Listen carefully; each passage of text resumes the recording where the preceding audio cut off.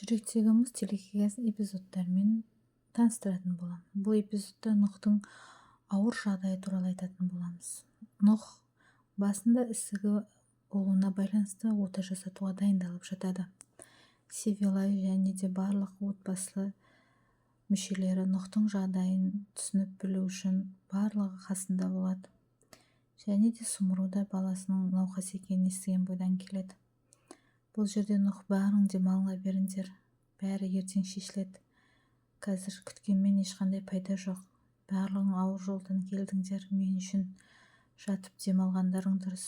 Ертең бір шешімі болар деп анасын да қарындасын да шығарып салады. Нұх барлығын қимастан ішіне барлық сезімін сыйдырып, анасын да қарындасын да шығарып салады. Тек қасында Севилай қалады. Севилай екеуі ұзақ әңгімелеседі.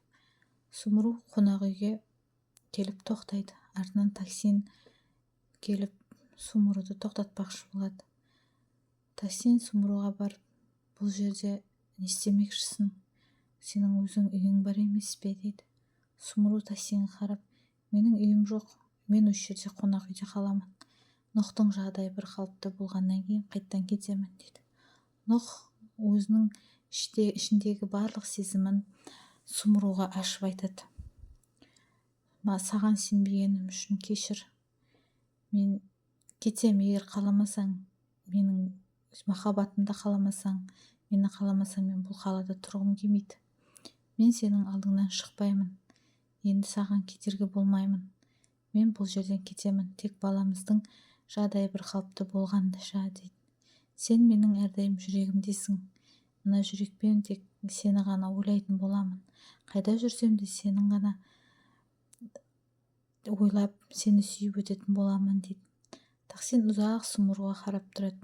Сумру да жаймен барып Таксинді құшақтайды.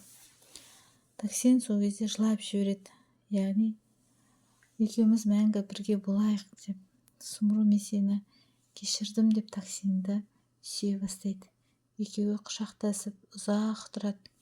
Яғни бір-біріне деген сағынышын солай басады. Халил мен Хикмет алып қалған ақшаларын тығып сумкасына салып ұйықтайды.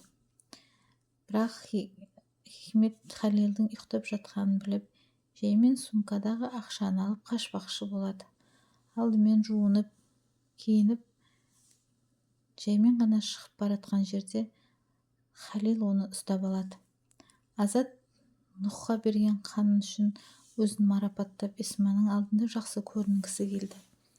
Эсма, бірақ сен менімен татуласқан жоқсың.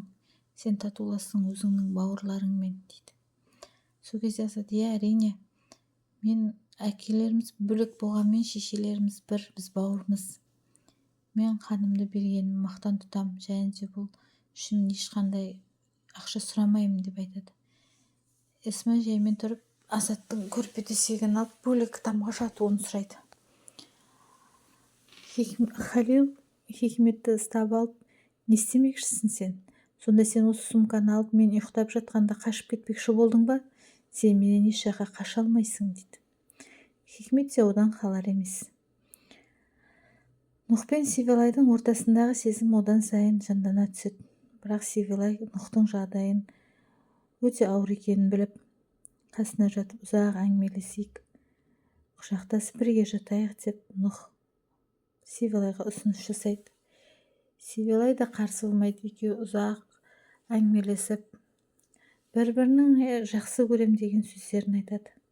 Жихан мен Таксин Германиядан Нұхқа ота жасату үшін Германиядан хирург мамандарын алдырады.